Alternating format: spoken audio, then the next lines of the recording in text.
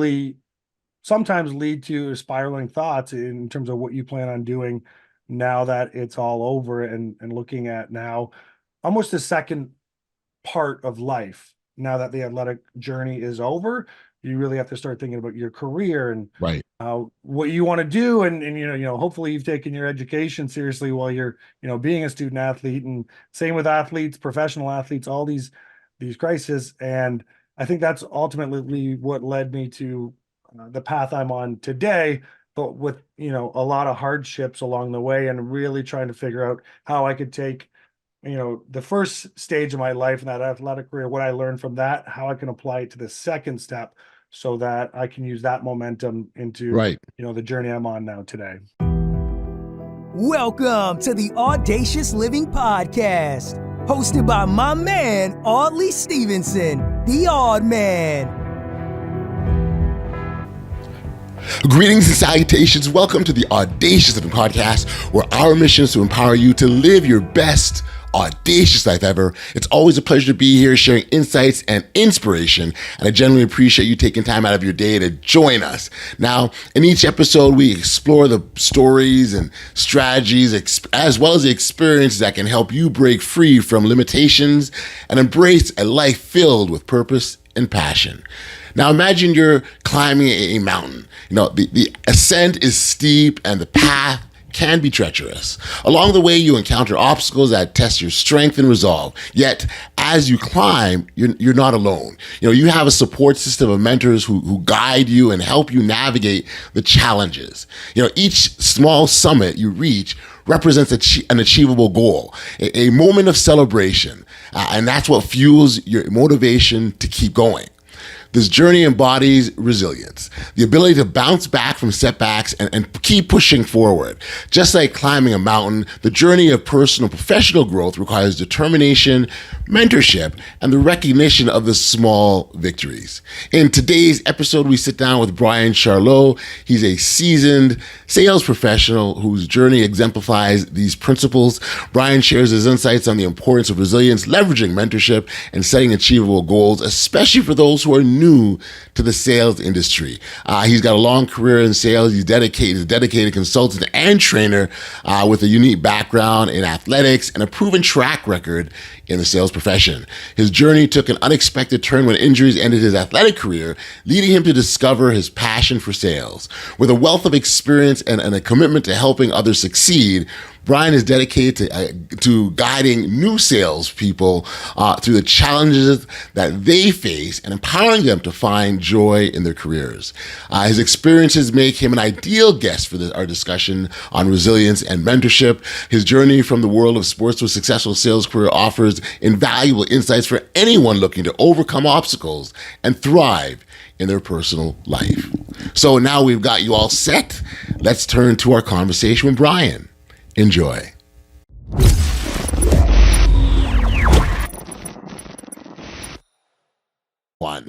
Hey, Bryan, thank you for joining me here today on the Audacious Living Podcast. I appreciate you for making the time to do this.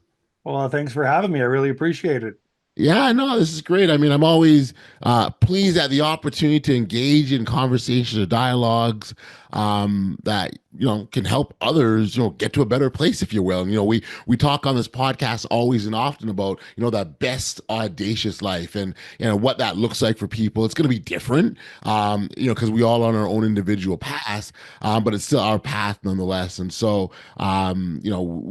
cultivating stories and experiences from others, I think that helps and aids people on that journey, on that pathway I just talked about. And so, you certainly have some perspective. I know that your background professionally is in sales, and that's where you're focused and want to help people. But there's also more to it than that. I mean, you have your own story as well that got you to the point that you're at. So maybe as a starting point, I'll let you introduce yourself and maybe share with our audience a little bit about the work that you do and what really has got you to the point that we're at. Absolutely. And no, I really appreciate you having me on again.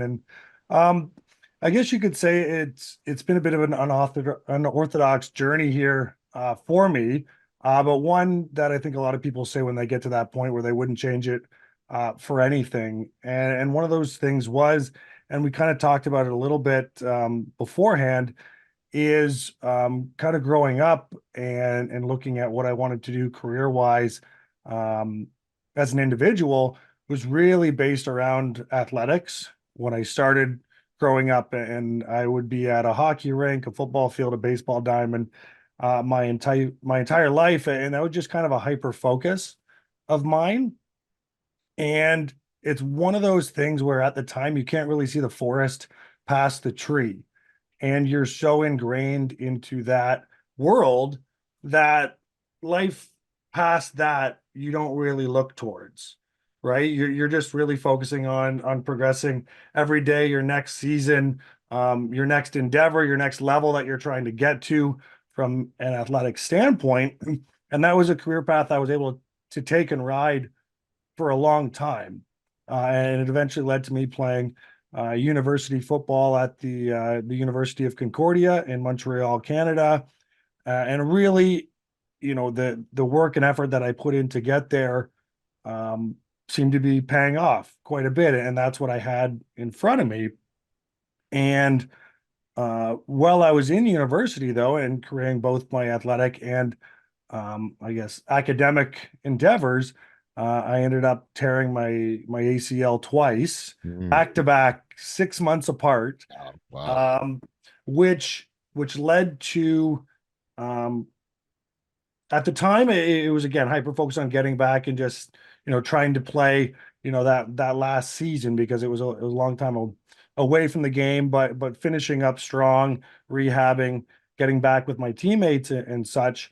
But what it did do is ultimately end my athletic career somewhat abruptly, Mm. um, and it really led to an identity crisis that I was having with myself. And it's interesting looking back and speaking with former teammates and athletes all over the world.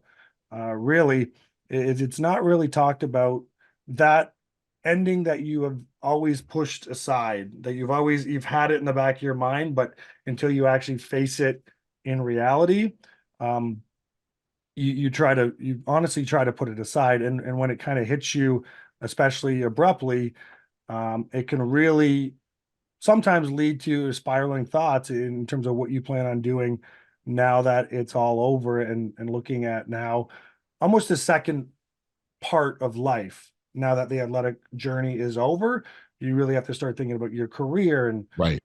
what you want to do. And hopefully you've taken your education seriously while you're being a student athlete, and same with athletes, professional athletes, all these crises. And I think that's ultimately what led me to the path I'm on today, but with a lot of hardships along the way, and really trying to figure out how I could take the first stage of my life in that athletic career, what I learned from that, how I can apply it to the second step so that I can use that momentum into, Right. the journey I'm on now today.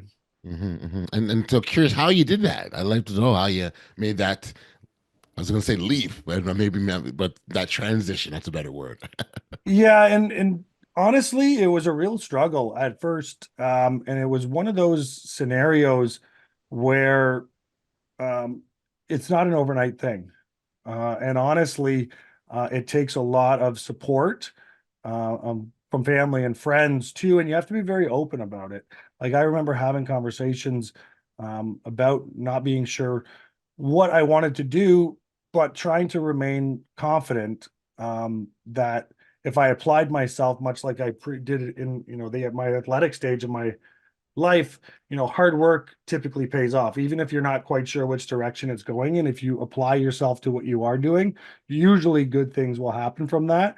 And that doesn't mean it's a smooth, a linear progression, but it was a belief in myself that if I did apply myself and I use those same lessons that I learned to get to a high athletic career level, Mhm. that I could do that. But again, not without its own hardships, not without its own failures, but a belief and a mindset definitely did that for me.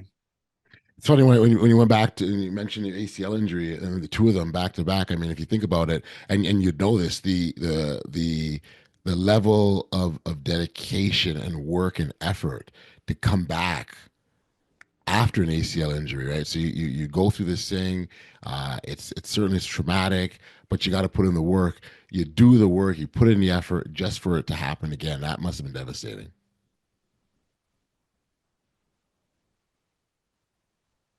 Sorry, you froze there for a bit. Yeah, it cut out a little bit there. Did you hear what I said, or no? Do you want me to say? I think you were talking about the that feeling after the first ACL Yeah, injury yeah, and to right. do So it the whole idea, again. I guess what it took to yeah, come yeah, back. yeah. The whole idea. I mean, you think about how much is involved in recovery and rehab and getting back. I mean, first off, congratulations to getting back to a playing level because not all do. And so to do that, and then 6 months later, the same thing happened again. That must have been devastating. Yeah, and it's you actually fall further the second time, and that was the Good honestly point. that was a blessing in disguise, if you can really put it that way. I guess looking back, you have to look at it in some positive manner, or else it can really be devastating. But I was just about to return, and it's a pretty grueling injury. It's something a lot of athletes deal with. ACL tears, unfortunately, are more common in the game, even more so the faster that it's getting nowadays. Doesn't matter what sport you're playing. But when you put all that effort and work and support that you've received, and to have it happen again and just Yep. taken back away from you, that is when you're almost hitting rock bottom in terms of, because you have two paths to go. You say, okay, that's it, that's done. Just get yourself back to a place where you feel comfortable with your everyday life, or you kind of hone into this mindset like this. I will not let this take me down. I will not Mm, let this stop me. And all my mindset was no longer to play at the next level of football. My next mindset was not to do something at a professional level. My mindset was I wanted to walk off the field for my final game. Right. And that's what empowered me to get back to a place where I could kind of shed away that negativity and do the same thing that I had just been doing for the 6 months, only harder. And when I did get back, nothing was guaranteed. My position on the team was not guaranteed. I'd been wow. away for 2 years. It is a next man up Yeah, mentality in any sport. absolutely. Mhm. I had to earn that spot back. It wasn't interesting getting back to playing at a full capacity, but realizing you're not as good as you were before. And that's just a reality. It's a very difficult thing to take 2 years off of any sport and Sure. come back in a short period of time. And okay. But what it did do was check off a goal that I had then had for 2 years now, which was I got to play out my final season. I got to enjoy time with my teammates. I got to really um, enjoy that entire process. And I think that was that first step that where I had that fork in the road. Yep. I decided to chase that mindset, determination, goal setting, motivation, and put that confidence in myself to do it and actually walk off the field for the first time. I think that's what was that stepping stone to do what I've been doing now, with my sales career, with my consulting, sales training, things like that. That was that first real Mhm. adversity that I was able to overcome, which again, it's kind of like with a healthy diet. It's like that first meal of the day, Sure. Sure. starts that progress for the rest of the day. If you start things off right, you start the week off right on a Monday, the rest of your week starts to follow because you've already entrusted in yourself that you're going to make the right decisions for what you're trying to accomplish. It's I think that's so applaud you first and foremost because that is a big deal to be able to make that transition the way you did. Where did it come from? How did you figure out that hey, I can use this and move it over here? Like I mean, even step further. How do you even develop yourself? I mean, listen, when you're going through something and it's hard and it's difficult, it's hard to get out of it, right? I mean, that's what life is. Life is hard. It's got challenges and obstacles, and not everyone does. So I'm curious what it was that allowed you to get through your challenge.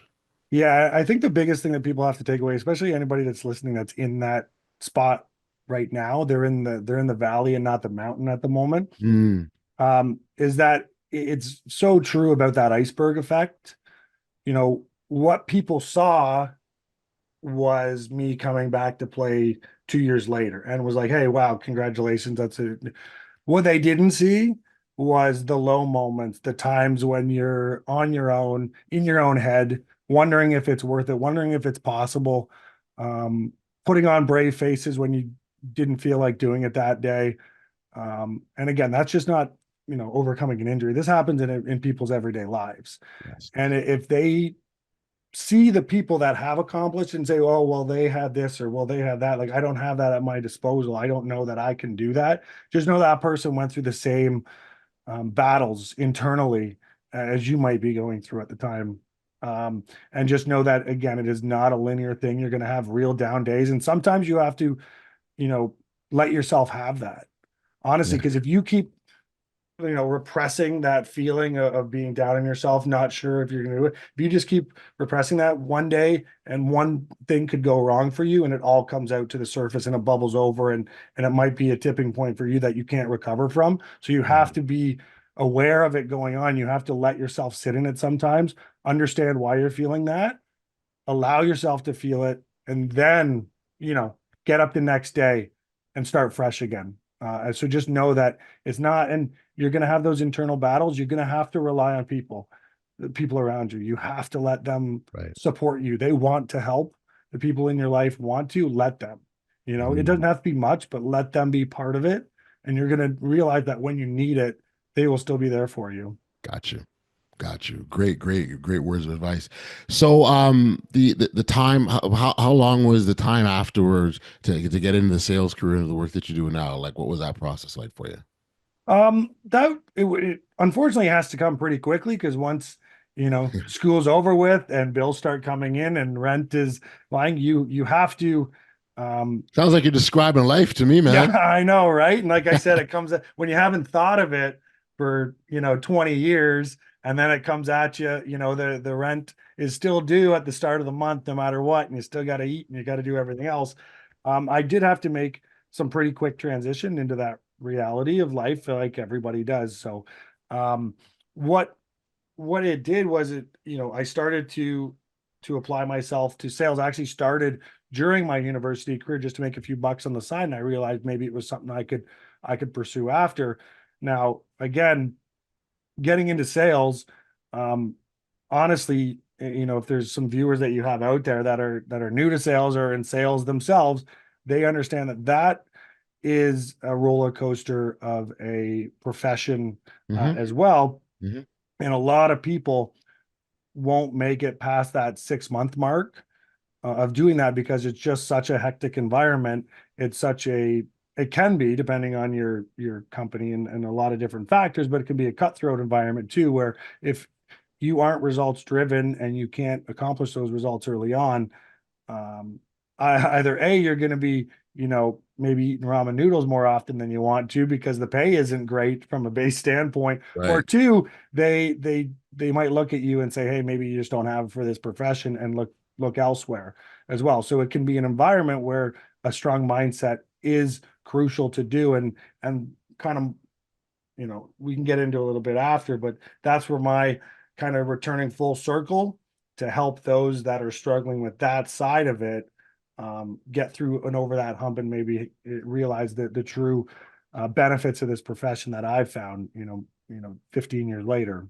It's interesting because I was going to ask you about sort of the significance of mentorship, and you sort of talked about that. I wonder, well, let's jump into that. Like that's an approach. Would you deem that a necessary approach, or what's your view on mentorship as it relates to getting into the sales industry?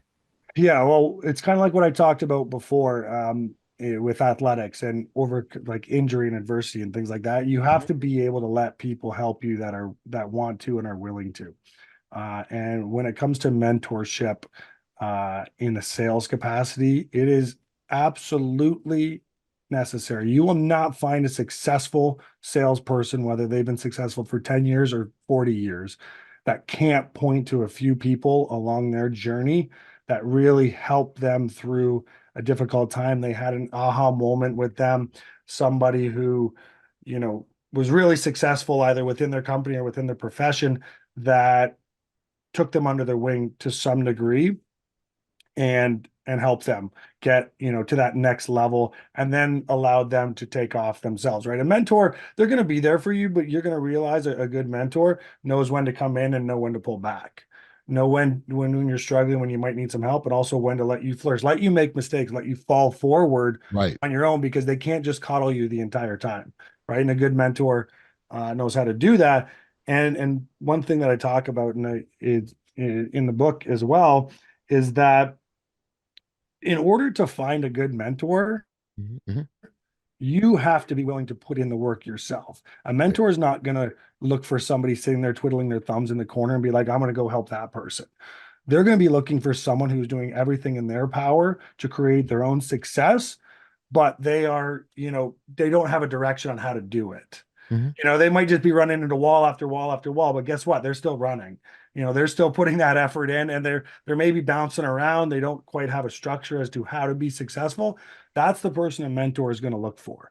That person who's willing to put the effort and time in, because keep in mind, a mentor is not just sitting around waiting for someone to mentor. They have their own career and their own Sure. profession Sure. that they're trying to do. So again, they're going to look for somebody that is willing to help themselves. That's the person they're going to try to find, because they have to balance it with their own career and their own objectives as well. Got you. And I guess that's where the onus is really on companies to have that structure put in place. Because at the end of the day, if I come in brand new, I don't know what I need. I don't know that the value. I don't. Well, not that I don't understand. Know the value of it, or maybe fully understand how it can be to my career as a new salesperson. And so companies, really, it's important to have a structured process. I would imagine the more appropriate way of doing it, as opposed to like a non-structured or informalized. Yeah, a good company will. Okay. And a good company values that and understands that and puts that, that successful mentality in place from the beginning. Unfortunately, not all companies are good companies.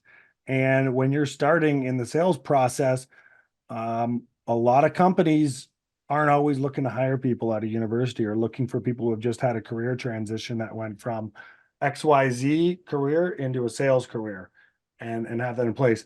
And the real problem where that comes from is that new sales reps are looked at almost as, for lack of a better term, cannon fodder, in a sense that they're going to bring in 10 every quarter and see who survives out of that 10, who shows that progression, who doesn't fall to the wayside. And there might only be one or two or three of those people left from that 10.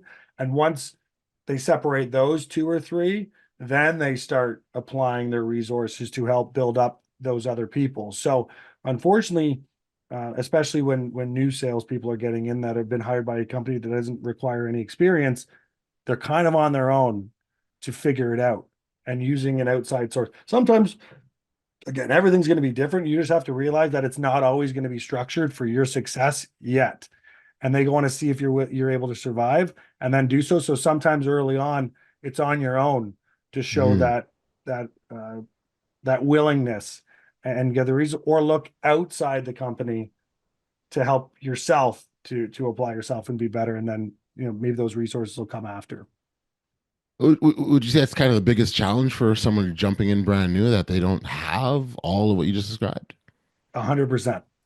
That is, there are so many good people out there that were pushed away from the sales profession because they didn't have help. They weren't able to get over that, say, 6 month to 1 year gap, where they are just expected to pick up a phone, knock on a door, however the sales process is for that company, and fend for themselves and figure it out. You can ask some questions, you'll probably get some answers, but again, they are waiting to see if you're going to make it. Because keep in mind too, there's really good salespeople out there that maybe are with this company that have helped 100 people before you and had them just leave the company or leave the profession or get out of it.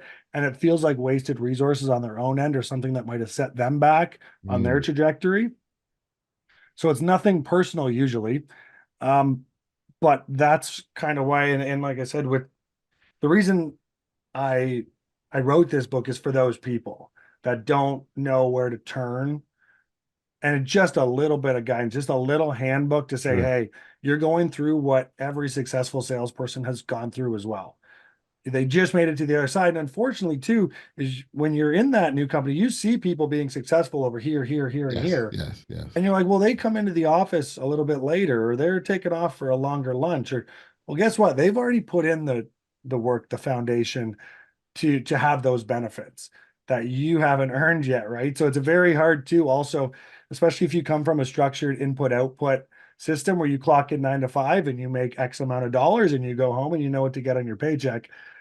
In sales, especially early on, input does not equal output. It's not even close, to be honest. Right.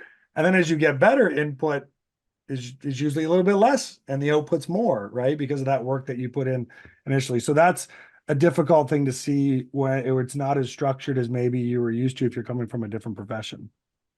A good friend of mine, and he's become a good friend just via the just through our affiliation, and my car salesman. Like, I every 3 or 4 years I go lease a new car from him, and we sit down, we chat, and we catch up, and but we connect outside of that. But I remember when he first started. I'd sort of gone in the dealership, and he was actually part of a training group. And shout out to my guy Seven. And so he was part of a training group, and we had just connected, and then throughout the years we did a lot of business together. And there was an older salesman that worked with him, and he'd always say, "Yeah, that guy is good." Like, I mean, I don't know the number of units, but he's pushing units like he's head and shoulders above everyone else. And he gets it at like 10, maybe stays till 5 or 6. He's out the door, and there's a steady stream of people just coming in all the time. And that guy is good. And I remember early in Senator's career, he talked about that guy, and I thought of him as you talk about laying the foundation. And so years later, Senan, my friend, is become that guy, right? That guy that he talked about. And others are looking to him, and he's that guy that's up there. But ironically enough, he's still looking at the other guy. And he says, "I still can't catch him," right? And it's just right because that foundation is so deep. And so just the relevance of the foundation is what you talked about, and I think it's so important that the more time you put into it, the deeper the foundation, the deeper the roots. And on the outside, it looks like you're living a country club kind of life, but it's those foundations that are serving you. Yeah, and the one thing that your friend didn't see was when that guy first started. Right. That's right. And the hustle, I bet you he was one of the earliest people that were coming in. He was probably one of the latest people that were staying. And that's what we talk about, that survivor's mentality in this world, is if you try to emulate that person who he is today in his sales career, I tell you won't make it more than 6 months as a salesperson when you don't have that Rolodex of customers that you've had interactions with over the number of years, like especially in cars. If they're turning over their car 2 or 3, every 2, 3, 4 years, well, once you've been in it long enough, well, you just have a steady stream of people that are out there at the end of their 2, 3, 4 timeline that are doing that, and they come to them automatically. They trust them. They have that. And again, with who your friend is now today, if that new person came in, he has to really let them know if he does want to mentor, to be like, you can't act like I am today. Right. You have to put in that foundational work, and you have to be the earliest one. And guess what? You might be the earliest one here and the latest one here, and you might be at the bottom of that sales board at the end of the month, maybe for the next 6 months. You might be, but once you start it's actually the book Atomic Habits. I don't know if you've ever read that before. They talk about the plateau of latent potential, and it's like this. And then they say success is here, and you're down here like this. And then finally it just expedites. That's right. Past that, right? All that work. It's like that person that's been digging, or even, hitting a rock 1,000 times. And on the 1,001st one is when it splits open, right? Well, it wasn't anything different that you did on that hit. It's all those compounding efforts that you put in to that last strike that did it. And that's a lot what sales like. And that understanding that input output in the variances that it has in it with the time and effort that you put in, you can work 100 hours and make minimum wage. right? And do that, or you can, get to a point where you're working, 20 hours and making more money than you could ever imagine. But it doesn't just come out of thin air. It comes with that hard work, success, and good mentality from the beginning when you're not getting the results. And that's the hardest mindset when it comes to anything in life is believing that the hard work you're putting in now and the compounding efforts that you're putting in will pay off Yes. if you keep going, even though those results aren't seen yet.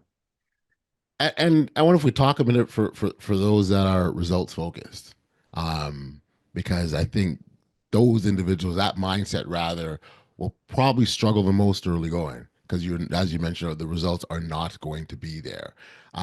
What are some things or strategies people can do to sort of get past that? Yeah. And that's a great question. And it's especially when you see the people around you having success. And that's the hardest part when you're results driven. Talk about the amount of frustration you can feel if you do that. The best thing you can do in anything, it doesn't have to be sales, it doesn't have to be athletics, it doesn't have to be anything, is to set micro goals for yourself. You have to have a path that is not 1,000 miles away. You have to have checkpoints that are set for yourself that are achievable and actionable on how to get there. If I always like to say, if you want to eat an elephant, you got to start with, small bites, right? That's all you can do. So you have to give yourself something that's going to be based on yourself. It could be a 1 month goal. It could be a 6 month goal, whatever it is. It's like if you're going to try to become a bodybuilder the first day at the gym, you can stay there for 10 hours. It's not going to matter. You're not going to walk out looking like Arnold Schwarzenegger, right? It's got to be actionable and achievable. And if you don't have achievable goals for yourself along the way, you're just not going to get there because it'll seem like you're never going to see the light at the end of the tunnel. Right. So it's up to that person. It's what motivates them. I can't tell you what it's going to be that motivates them. Maybe it's their family. Maybe it's their kids. Maybe it's their spouse. Maybe it's anything. It could be material. Maybe they want a new car. Maybe they want whatever it is, because you have to find what motivates you. And it can be internal, it can be external. Make that actionable, achievable micro goal and keep setting those. And then you can set up success for your long-term goal, because they're like guiding lights, these micro goals. Yep. Because they're moving you forward. And then all of a sudden you're going to look up, you're like, oh, that end goal is actually a lot closer than I realized. And that's what you do. You can't always be focused on that long-term thing, because it'll just seem like it'll never be achievable. I'd love to get your thoughts on the concept of celebrating everything. I've often and long believed that that is if you're celebrating your wins, hey, someone called me back. Some guy was chasing for a long time, finally called me back. That can be seen as a win, and then what that does, it gives you a boost of okay. All right, and perhaps some reinforcement that you're on the right path. So if you could get your perspective on that. Yeah, and it's actually something I focused on in the book. Is I said never lose the enjoyment of selling. It doesn't matter what it is or how much it is. Realize that a lot of time and effort went into that goal achievement. Doesn't matter how big or small it is. Now, don't go overboard. Don't make a $10 commission and go for a nice steak dinner. You're going to start going backwards. But you have to have that enjoyment, and you have to have something that you're looking forward to, or you'll mentally grind yourself into the ground. Sure. If you don't do that. And that's another reason why those micro goals are so important, so that you can achieve that along the way. If all you did was celebrate when you got to the end of the race, or that end long-term goal, whatever it is, you're going to be so exhausted by the time you get there, you're just going to want to fall flat on your face instead of actually enjoying it. Right. And that's, I fully agree that no matter big or small that achievement is, and it doesn't have to be within your career, it can be, and you know what another big factor is celebrate the achievements of those around you as well, as if they were yours with them, because that's it should help motivate you. If it's causing jealousy or it's causing resentment, maybe you have to look at yourself a little bit harder and wonder why that's the case. No, right. It should be an opportunity to say, like, oh, I wonder how he did that. Hey, that's really good. I'm really proud of you. I saw really hard to achieve that. Yep. You're talking about authentically and genuinely being happy for others. What you're 100%. And then learning from how they achieve that success, because there yeah, might be something that's slowing you down that person's overcome. yeah, And just a little bit of conversation with them, just and who doesn't want to like help somebody after you've had a good, because the thing is when you're having your successes in the future, there's going to be someone behind you that's looking up to you wondering, hey, I wonder how he did that. And that's if right. that person's jealous or resentment, you're not going to help them. If they're genuinely happy for you, you're gonna be like, hey, let me show you how I did that. Hey, I saw you were struggling. Why don't I show you a few tips that I've learned along the way to do that? So it's just but that mentorship is give and take. It's always a moving scenario where Yep. sometimes you're gonna be asking and sometimes you're gonna be helping. And I think that's the wonderful thing about this profession and sports and anything, right? This is all stuff that applies to life. It just happens to be that I look at it from a sales profession lens, but it's out there everywhere, and you have to be willing to give and take, and it's a nice delicate balance. Lovely, lovely. Bryan, what made you write the book? Well, the biggest thing is we've kind of touched on it a few times. Is I felt I got to a place in my career where I saw the people coming in facing the same struggles that I know I faced. I know the people around me faced. And it really started with just some questions with some people. I have a number of people now that in my network in sales that I've known for a long time. And I was like, hey, like, do you find a lot of people are coming in into the industry or your company that they just don't kind of understand it. They don't get it. They get frustrated. And they're like, oh, all the time. Like we're hiring people and losing people way more. The turnover in sales is Yeah, astronomical, yeah. right? HR is busy for sure. I talk about I mentioned in the book too, there was a person at my first job, which is a whole nother can of worms and the type of company that was, but they left at noon. They left at lunch. They didn't return. They came for their first day. They're like, what did I get myself into? And they left at lunch. Okay. I'm telling you, the desk was empty and the boss was like, where's that? I'm like, just didn't come back. Okay. Okay. So, Okay. that's just almost an extreme example, but there's a lot of people that just don't know where to turn. And again, you mentioned about the structure of the company. Not everyone is like that. And once I know I went through it. I know the people I talked to went through it, and they were also seeing. And I said, there's got to be a resource out there because companies aren't always structured to help these people and get them through that. As I always call it, like a 6 to 1 year thing before you really get the how it works, the inner workings of sales. And then once you get it, you have to craft yourself and continually get better. But that first year gap. So it's like a handbook you keep in your back pocket just to remind yourself, like, hey, I went through this, the guy beside you went through this, your manager went through this, and the person behind you is going to go through this. So don't feel like you're on an island because it can get, in sales, you're constantly talking to people and seeing people and meeting new people. Yep. But, it's also a lonely place where you feel like you're on an island, even though you have all these people around you. You don't know who to turn. You don't know if their best interests are your best interests. You don't know if they're trying to steal your leads. You don't have a trust factor because also the industry has some negative connotations that go with it in terms of people within it.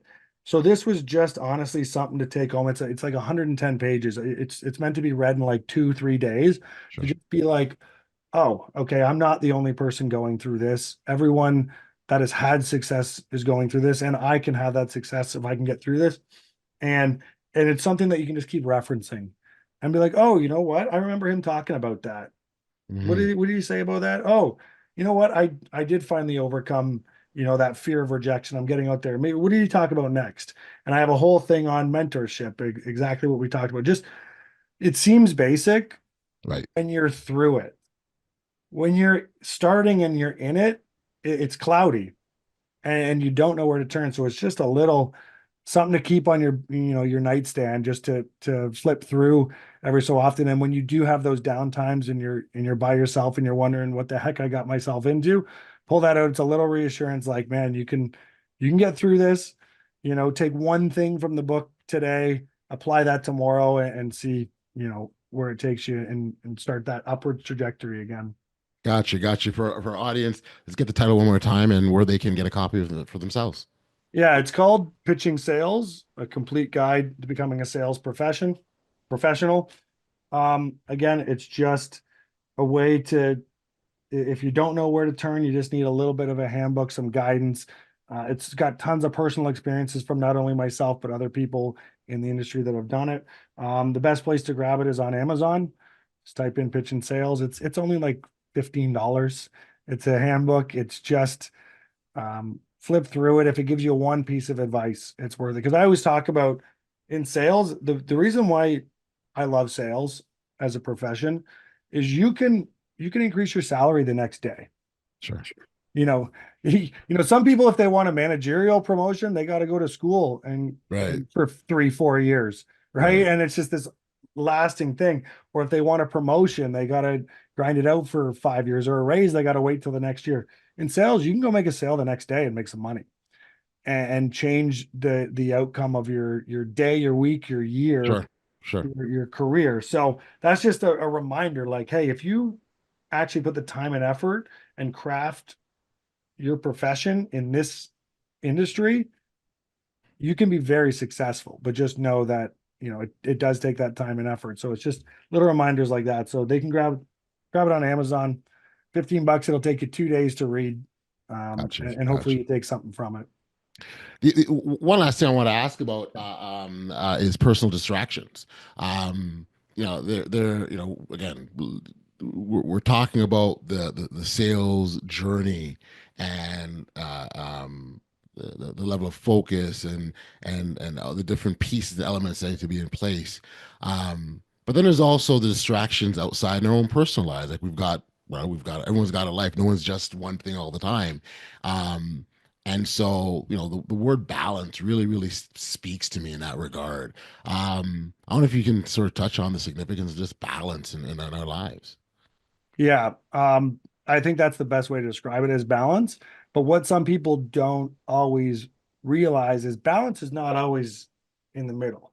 Life's going to throw a whole lot of things at you, and everyone's going to be coming into this in a different situation. They could be single, they could be married, they could have kids, they could be, helping family members that are in difficult situations. Everyone's going to be coming from a different scenario. So balance is not going to be equal down the middle all the time. It's always going to be swaying to what's coming at you from your personal life. Because when we talk about this from a career standpoint, sometimes it's going to be at the forefront. Sometimes it's going to have to go on the back burner, depending on what's going on in your life. So you have to realize that it's going to be a shifting on this pendulum that you have to do. And you have to recognize when you can put that effort in, put the work in for your own personal time, for your own personal growth and your own personal career. And when you can put it on the back burner, and take care of life things, take care of things that you didn't expect to happen, expect the unexpected things that come into your life. And to think that you can push that off and only focus on this, or vice versa, and still have that balance, is just not achievable. Right. Mhm. So unfortunately, it comes down to a personal scenario, but the best thing to realize is you have to recognize when it's shifting. And then when it does shift back the other way, you have to take full advantage of it. So an example of what I do sometimes, at night, you may say, well, I don't have time to read at night. I don't have time to put in. Okay. Well, when you're driving, you can listen to an audiobook. When you're working out, you don't have to be listening to music. You can be listening to a sales book. You can be listening to a career. You can be whatever your passion is, whatever you're pursuing. There's always going to be an excuse you can use. Sure. Always. Like, you can make excuses about anything. But when you find ways to come up with solutions instead of excuses, like, oh, maybe I can get up an hour earlier. I'm not a morning person all the time, but or stay up an hour later. When, say, you got kids, once they go to bed, stay up an extra hour and do some research, do some work, read at that time. Like I said, if you're driving to work, if you have a commute to work, if you're just sitting there listening to music, you're not bettering yourself. That doesn't mean you can't listen to it sometimes, but you should have a library of audiobooks that you're listening to, or podcasts that are talking about these things, so that you're not inefficiently using the time that you do have. Because if you look at it in a vortex, you're never going to have time. But if you actually dissect it and find little spurts when you can do it, an hour here, 30 minutes there, again, compounding efforts in 6 months from now, that every half an hour is going to add up to, should be more than enough time to have gained, learned, researched, bettered yourself, Yep. again, away from the crowd. Yeah. I always talk about things you got to be done when no one's looking. And that's an it. example of it. That's it. Love it. No, I love it. I think you're bang on, and some of the strategies that you identified. What I love about the fact that they're easy to digest, if you will, right? And in some instances we exhibit it in other areas of our lives, and so it's just sort of translating it over to our professional space as well, and too. So, Bryan, this is awesome. For individuals who want to connect with you directly, or just learn more about sales, where could we send them? Yeah. So I do have an Instagram, pitching sales, or at pitching sales. To do that, I run it myself. So if someone DMs on there, I'll be the one to see it. I can always help them with that. If they read the book, they have any questions, they want to reach out, comment on it, I always get back to people if they have questions. You can email at pitchingsales@gmail.com. I run that as well. So, Awesome. Anyway, trust me, it's not usually too hard to find me if they want to. And I do enjoy getting those questions, because a lot of times it's good, because I realize I've made them think, like, Sure. okay, maybe that is doable. And as you were talking about before, which you really hit on the head, it's easy, it's digestible, it's actionable. Because if I tell you, how to make the world's greatest meal as a chef, and I give you 1,000 steps, you're going to look at it and be do like, these 23 things, and I guarantee you'll be the best. Yeah, exactly. And it's like, you know what? I'm going to look for something a little bit easier than that, right? So it's not supposed to be complex. It's supposed to let you do the thinking. It's just supposed to plant the nugget in your head about how you can do it. Got you. Well, look, I do appreciate that. The insights, thank you for sharing. Again, I think they're digestible and actionable, and that's kind of what we need, I believe. And congratulations on the book. Much success to you, and thank you for being a guest on the Audacious Living Podcast. I appreciate it. I really enjoyed the conversation with you. I love your energy, your enthusiasm. Thank you. I really think you're helping people here, and I hope the listeners were able to take something away from our conversation here. Great. Well, look, if they're only able to because you were here, Bryan. So thank you. Take care. I appreciate that. Thank you.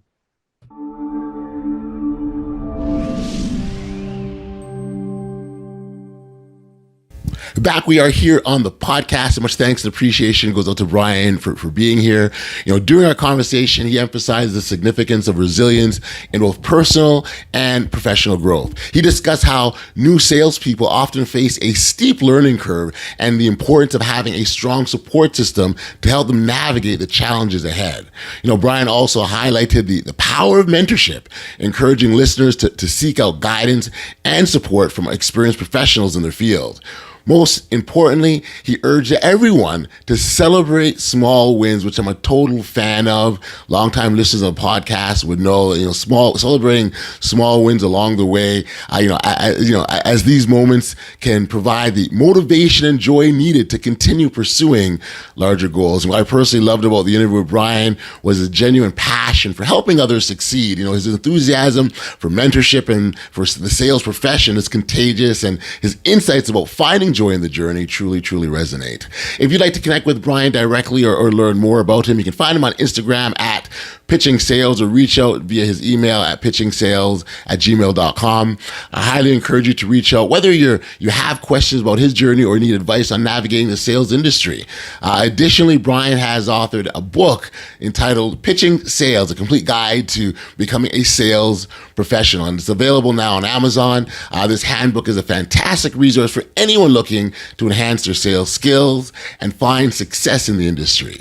I want to take this opportunity to thank you for joining me on this edition on the Audacious Living Podcast. I hope you found inspiration and valuable insights that you can apply to your own audacious journey. If you enjoyed today's episode, please take a moment to like, follow, subscribe, or share this podcast to help us continue to grow and support even more listeners in their pursuit of an audacious life. Until next time, stay safe, be kind, show love to one another, and be audacious. You've been listening to the Audacious Living Podcast, hosted by Audley Stephenson. If you enjoyed what you heard, be sure to like, subscribe, and share. Until next time, be audacious.